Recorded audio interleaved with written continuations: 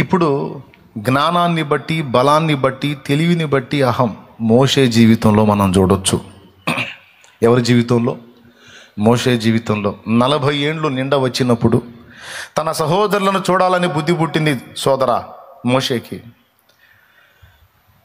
ఆ 40 ఏళ్ల ప్రాయములో మోషే ఎలా ఉన్నాడో తెలుసా? ఐగుప్తీయుల సకల విద్యలలో ప్రావీణ్యత కలిగి ఉన్నాడు, ప్రావీణ్యుడై ఉన్నాడు, మాటల యందు నేర్పరి అయి ఉన్నాడు. డైలాగ్ డెలివరీలో కానీ, వ్యవహారంలో కానీ, కార్య దీక్షా దక్షతలో కానీ అన్ని కొలతల్లో ఫస్ట్ క్లాస్లో వచ్చి ఉన్నాడు కుర్రోడు. 40 ఏళ్ళు కోడె తాజులాగా చెరచెరలాడుతున్నాడు, మంచి బలంగా ఉన్నాడు. ఒకే ఒక్క దెబ్బకి ఒకటి చంపి ఇసుకలో పూడ్చిపెట్టాడు. అంత బలంగా ఉన్నాడు. బలము, జ్ఞానము, ఆ మాటల యందు నేర్పు, వ్యవహారం, ఇవన్నీ కలిగి ఉన్న మోషే తన జాతిని ఉద్ధరించాలని, తన ప్రజల్ని బయటికి తీసుకొని రావాలని ఆలోచన చేసి ఒక్కడిని చంపాడు. ఇంకా పత్తా లేకుండా పారిపోవాల్సి వచ్చింది.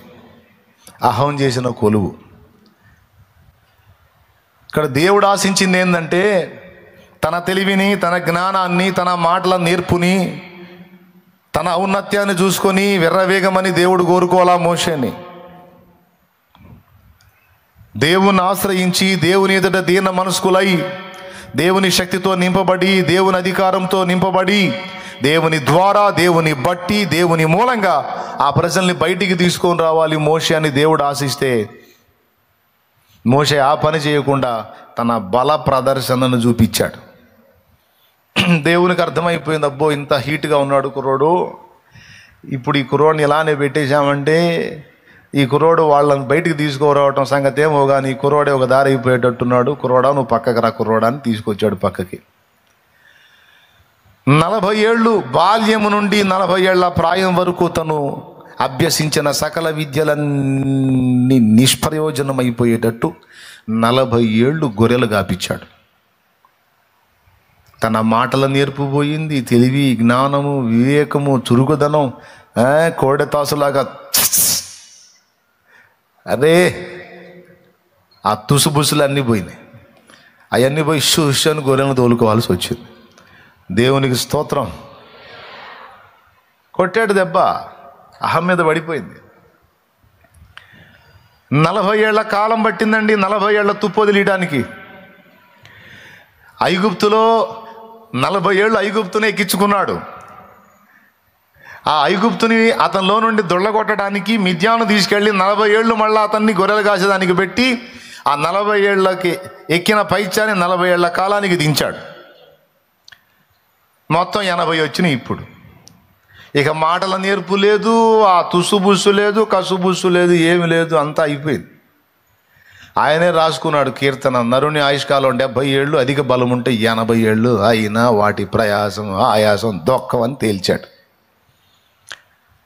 అలాంటి విరక్తిలో ఉన్నప్పుడు ఆయన ప్రత్యక్షమయ్యాడు మండుచున్న పొదలో. అప్పుడు అంటాడు, రమ్ము నా ప్రజలను విడిపించడానికి నేను నిన్ను ఐగుప్తుకు పంపుతాను, నువ్వు పోయి వాళ్ళని తీసుకొని రా అంటాడు. అప్పుడు మోషే ఏమన్నాడండి? 40 ఏళ్ల వయసు అప్పుడేమో దేవుడు చెప్పకుండానే పోయాడు. వినండి, 40 ఏళ్ల వయసు అప్పుడేమో దేవుడు చెప్తే పోయాడా, చెప్పకుండా పోయాడా? మీరు చెప్పండి. మోషే రమ్ము, నేను నిన్ను నా ప్రజలను విడిపించడానికి వాడుకుంటానని దేవుడు చెప్పి పంపించాడా? పిలవకుండానే పరిగెత్తాడు అప్పుడు. ఎప్పుడు? 40 ఏళ్ళప్పుడు. ఎందుకంటే బలం బాగుంది, జ్ఞానం బాగుంది, మాటల నేర్పు బాగుంది, అన్నీ సూపరం. ఇప్పుడు 80 వచ్చేసరికి ఏ పరిస్థితికి వచ్చాడో తెలుసా? ఇప్పుడు పొమ్మన్నా పోనంటున్నాడు. అప్పుడేమో వద్దన్నా పరిగెత్తాడు, ఇప్పుడేమో రమ్ము నిన్ను ఐగుప్తు రాజైన ఫరో ముందుకు పంపిస్తాను, నువ్వు వానితో మాట్లాడి నా ప్రజలను బయటికి తీసుకొని రావాలి అంటే, ప్రభువా నేను మాట నేర్పరింది గాను, నోటి మాన్యం కలవాడిని, వాళ్ళు రారు అని ఎన్ని వంకలంటే 4 సార్లు వంకలు చెప్తాడు. చివరికి నువ్వు పోతావా లేదా అని దేవుడే కోప్పడాల్సి వచ్చింది.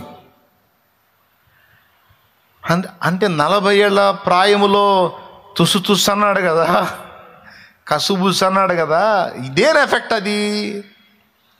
బలము, జ్ఞానము, విద్యలు, మాటల నేర్పు, వీటిని బట్టి అహం. అది ఉన్నప్పుడు దేవుడు వాడుకోవడానికి పనికిరాడు. నాకు స్పష్టంగా అర్థమవుతుంది కదా, నేను చెబుతున్నాను కదా. దేన్ని బట్టి కూడా మనం అతిశయపడితే దేవుడు ఊరుకోడు. దేన్ని బట్టి కూడా మనం అహాన్ని ప్రదర్శిస్తే దేవుడు ఊరుకోడు. నీ నీతి, పరిశుద్ధత, జ్ఞానము, మాటల నేర్పు, తెలివి, చురుకుదనం, చాకచక్యం, నీ ఐడియాలజీ, నువ్వు దేన్ని బట్టి విర్రవీగినా దేవుడు ఊరుకోడు. ఖచ్చితంగా నేను విర్రగొట్టి తీరతాడు, అందులో అనుమానమే లేదు. ఎందుకంటే ఆయన వినయము గలవారి యొద్దను, దీన మనస్సు గలవారి యొద్దను మాత్రమే ఉంటాడు.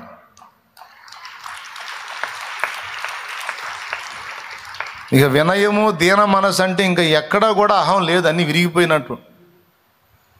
అదే కదా మనం 2 సార్లు పాటల్లో పాడుకుంటాం.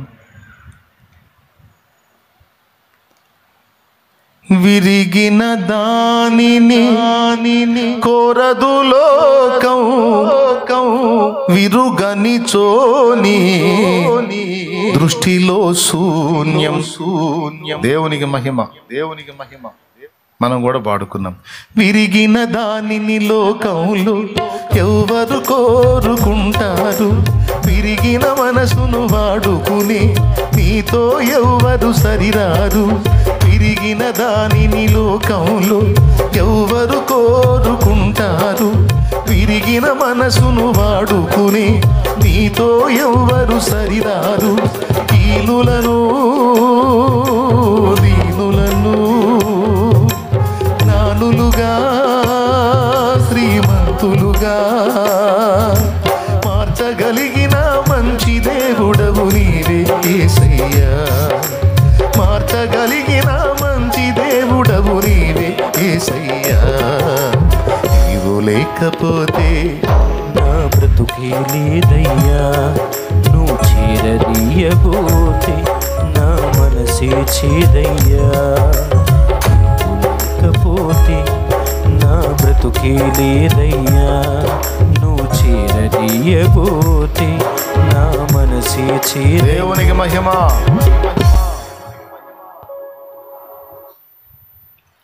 ఇప్పుడు ఏం చేయాల్సి వచ్చింది? మోషేని దేవుడు విరగొట్టాల్సి వచ్చింది, నలగొట్టాల్సి వచ్చింది. ఎందుకు? దీనుని చేయాలి. నువ్వు దేన్ని బట్టి విర్రవీగినా దేవుడికి నచ్చదు. నాది ఏమి లేదయ్యా, నీ కృప, నీ దయ. నీ కృప లేకపోతే నా బతుకే లేదయ్యా, నీ దయ లేకపోతే నా జీవితమే లేదు.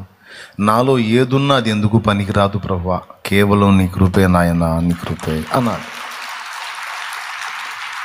దేవుని ముందే కాదు, ఇతరులతో వ్యవహరించేటప్పుడు కూడా మనకు ఆ మైండే ఉండాలి. నువ్వు ఎప్పుడు నీకంటే ఇతరులు యోగ్యులు అనుకుంటావో అప్పుడు నీవు దీన మనసు గలదానివి, దీన మనసు గలవాడివి. ఏడిశారు వాళ్ళ బొంద, వాళ్ళకి ఏం తెలుసు, వాళ్ళట్ట వీళ్ళిట్ట, అసలు మనం గొప్ప అన్నంత వరకు అది అహమే. ఏదో ఆయన కృప కానీ నాకంటే వాళ్ళు గొప్ప, వీళ్ళు ఎదుటి వాళ్ళే నాకంటే యోగ్యులు గొప్ప. దీనుడు అదే అనుకుంటాడు, దీనురాలు అదే అనుకుంటుంది. అలాంటి వినయము, దీన మనసు గలవారి దగ్గరే నేను ఉంటానని ఆయన చెప్తున్నాడు. మరి ఇప్పుడు దేవుడు నివాసం ఉండాలి. స్తోత్రం. దేవుడు నివాసం ఉండాలంటే ఏమై ఉండాలి? అహంకారులై ఉండకూడదు, దీనులై ఉండాలి. అహం ఉంటే ఊరుకోడు దేవుడు, ఉండలేడు, అహంకారుల దగ్గర ఉండలేడు. మరి ఇప్పుడు ఏం చేయాలి? దేవుడు మన దగ్గర ఉండాలంటే ఏం ఉండకూడదు? అహం ఉండకూడదు. అందుకే రోజు ఎరగదీస్తూ ఉంటాడు అన్నమాట. నా భాషలో చెప్పాలంటే ఎప్పుడు మళ్ళీ అహం మేలుకుంటుంది అప్పుడు దేవుడు చేసే పనిని ఎరగదీస్తూ ఉంటాడు. ఎరగదీయకపోతే ఉండాది కాదు, ఉండలేడు. అందుకే విరగొట్టడం, దీనులు చేయటం ఉంటాం మన దగ్గర.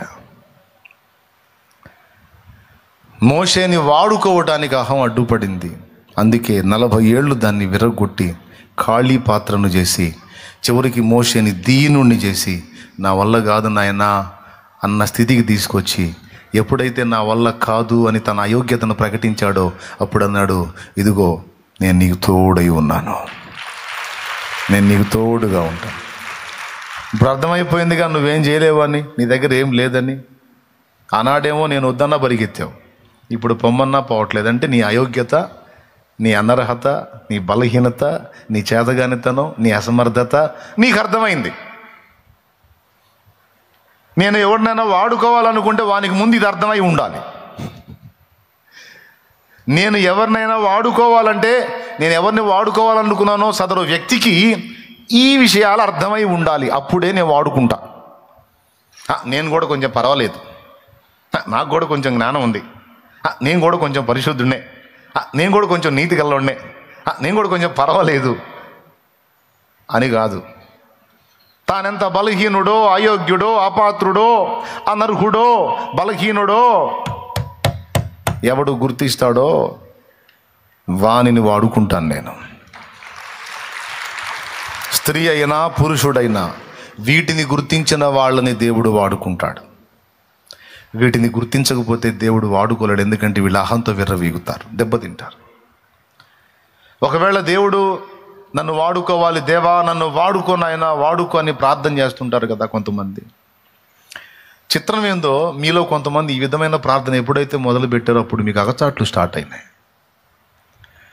దేవా నన్ను నీ కొరకు వాడుకో అని నువ్వు ప్రార్థన చేయకముందు నీకే గొడవ లేదు. నేను చెప్పిన దాన్ని కొంచెం ఆలోచించి చూడండి, నిజమో కాదో మీకే అర్థమైంది. దేవా నన్ను నీ కొరకు వాడుకోయ్యా, నన్ను నీ కొరకు వాడుకో ప్రభువా, 10 మంది రక్షణ కొరకు నన్ను వాడుకోయ్యా, అనేకులకు దీపంగా నన్ను వెలిగించయ్యా, అనేకులకు ఆశీర్వాద కారణంగా నన్ను చేయయ్యా అని ఎప్పుడైతే నువ్వు ప్రార్థన చేయటం మొదలు పెట్టావో అప్పుడు నీకు స్టార్ట్ అయింది అగచాట్ల పర్వం. ఇబ్బందుల కొలిమి స్టార్ట్ అయింది, శ్రమల కొలిమి స్టార్ట్ అయింది, నిందల పర్వం స్టార్ట్ అయింది, వ్యతిరేకతలు స్టార్ట్ అయినాయి, శోధనలు స్టార్ట్ అయినాయి, అన్నీ వచ్చినాయి. అన్నీ కాబట్టి కొన్నైనా వచ్చి ఉంటాయి. నీకు ఆశ్చర్యం, వాడుకోమంటే ఈ బాధలేందని.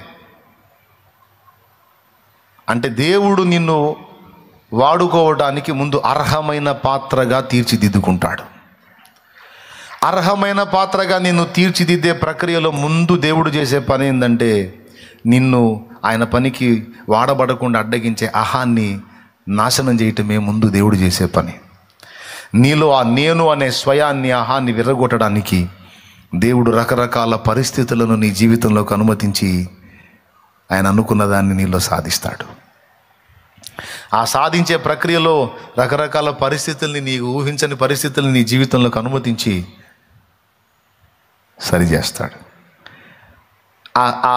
ఆ పరిస్థితులు నీ జీవితంలోకి అనుమతిస్తున్నప్పుడు ఆ సెగ తట్టుకోలేక, ఆ కొలిమి తట్టుకోలేక నువ్వు అడుగుతావు, దేవా ఎందుకు నాకు ఈ పరిస్థితి, ఎందుకు నాకు ఈ బాధలు, ఎందుకు నాకు ఈ శ్రమలు, ఎందుకు నాకు ఈ శోధనలు నువ్వు అంటే దేవుడు అంటాడు, నువ్వేగా ప్రార్థన చేసావు రోజు, నన్ను వాడుకో, నన్ను వాడుకో, నన్ను వాడుకొని వాడుకుందామని. వాడుకోమంటే వాడుకో నాయనా, నన్ను ఆడుకుంటున్నావేంది దేవా? నువ్వు వాడుకోవాలని ప్రార్థన చేశావు కానీ నువ్వు నాతో ఆడుకుంటున్నావేంది తండ్రి? అసలు ఏంది తండ్రి నా పరిస్థితి, ఏంది తండ్రి? ఆడుకోవట్లేదు తల్లి, ఆడుకోవట్లేదు నాన్న. వాడుకోవటానికి అర్హమైన పాత్రగా నీలో నేనుండి పని చేయడానికి అడ్డగించే అహాన్ని విరగొడుతున్నాను. ఎందుకంటే నువ్వు నా కార్యాన్ని నెరవేర్చాలంటే నా కృప నీకు కావాలి. ఆ కృప నీకు దొరకాలంటే అది అహంకారం ఉంటే దొరకదు, దీనులకు దొరికిద్ది. ఎవరికి దొరికిద్ది? ఎందుకంటే నేను అహంకారులను ఎదిరిస్తాను, దీనులకు కృప చూపుతాను.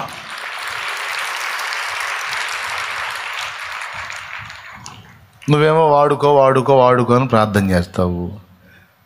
నీలోనేమో రకరకాల విషయాలను బట్టి అహం ఉంది, దాని అంతా విరగొట్టాలి. బోల్డ్ అంత పని పెట్టుకున్నా ఇప్పుడు నీ మీద.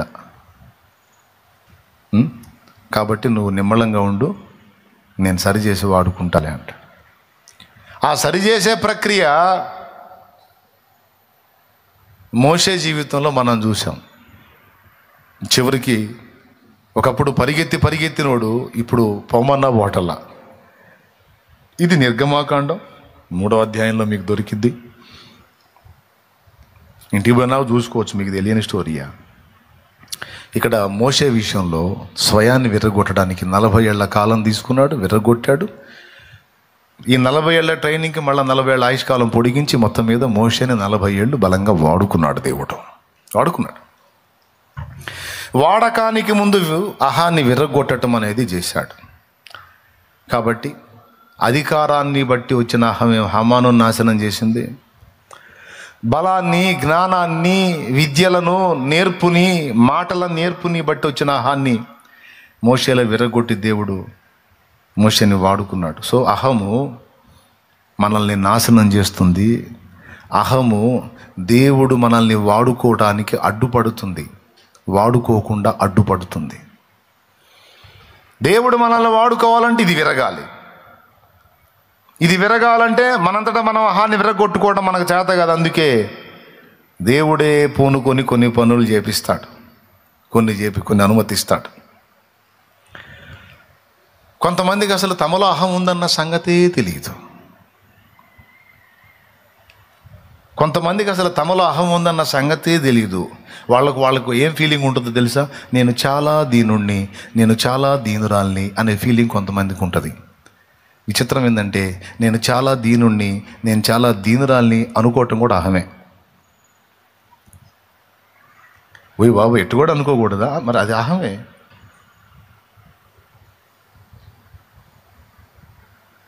ఈ డైలాగ్ మళ్ళీ మనలో ఉంచుకోవడంగా జనంతో కూడా మాట్లాడదు. ఏమండి, నేను వాళ్ళలాగా వీళ్ళలాగా మిడిసిపడినండి, నాకు చాలా దీన మనసు అండి, చాలా తగ్గింపు అంటే అర్థమైంది.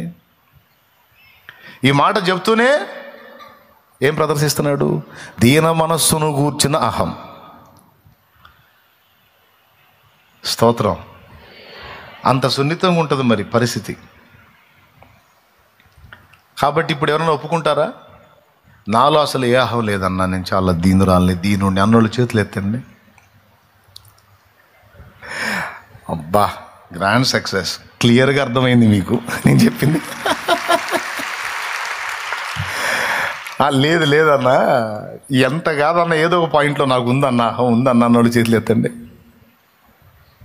అబ్బా, దేవునికి స్తోత్రం కలుగును గాక. హల్లెలూయా. సేవకులు ఏమంటారు? ఉందా? అది ఉంటుంది. అస్సలు లేకపోవడానికి మనం ఏమన్నా ఆదాం రక్తం కాదా అయింది మంది? ఒరిజినల్ ఆదాం బ్లడ్ మంది. మనకు లేకపోతే ఎవరు ఉంటుంది? అందరికీ ఉంటుంది. మాసిలామణయ్య గారు అదే పాడాడు. ఆత్మార్పణ చేయకనే ఆశించితి నీ చెలిమి, అహమును ప్రేమించుదునే అరసితి ప్రభుని కలిమి. ఆత్మార్పణ చేయకనే ఆశించితి నీ చెలిమి, అహమును ప్రేమించుచునే అరసితి ప్రభుని కలిమి. ఆశా నిరాశాయే ఆవేదనెదురాయే ఆధ్యాత్మిక లేవిగనే అల్లాడిన వలలు ఆధ్యాత్మిక లేవిగనే అల్లాడిన వలలు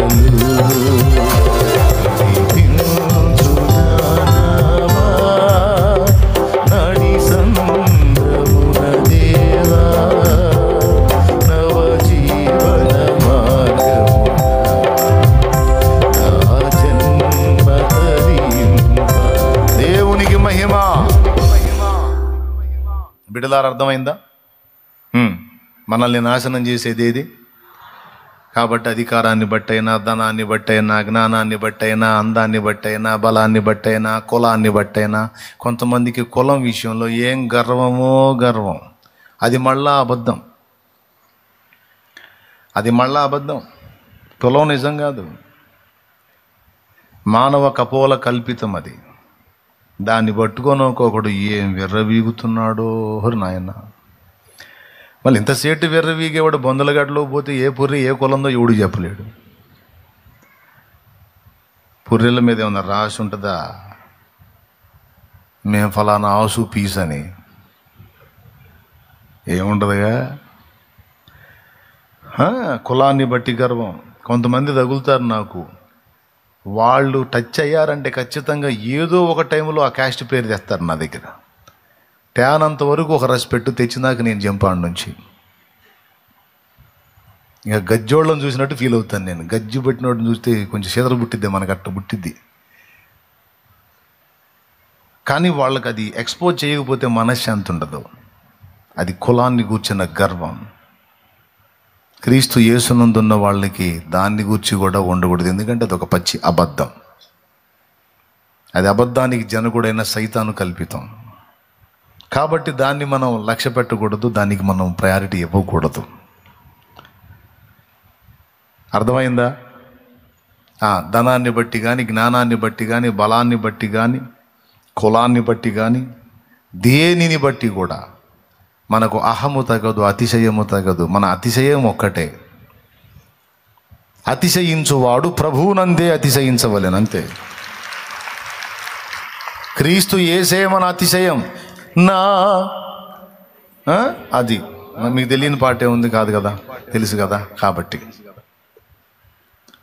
మన అతిశయం ప్రభువే. ఇక ఆయనకు మించి ఇక దేన్ని బట్టి కూడా మన అతిశయం ఉండవు. ఒకవేళ కలిగి ఉన్నావా, దాన్ని ఖచ్చితంగా విరగొట్టే పని దేవుడు చేస్తాడు. కులాన్ని బట్టి నువ్వు విర్రవీగావంటే కులపోళ్ళి నిన్ను థూ అనేటట్టు చేస్తాడు. ఆ కులాన్ని బట్టి మిడిసిపడవా. బలాన్ని బట్టి విర్రవీగావనుకో, నీ బలం ఏ పాటితో నీకు అర్థమయ్యేటట్టు ఓ మాయదారు రోగం వచ్చింది.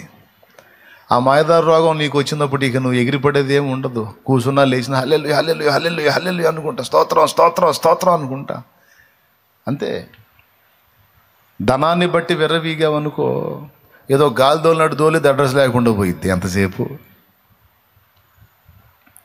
దేనిని బట్టి కూడా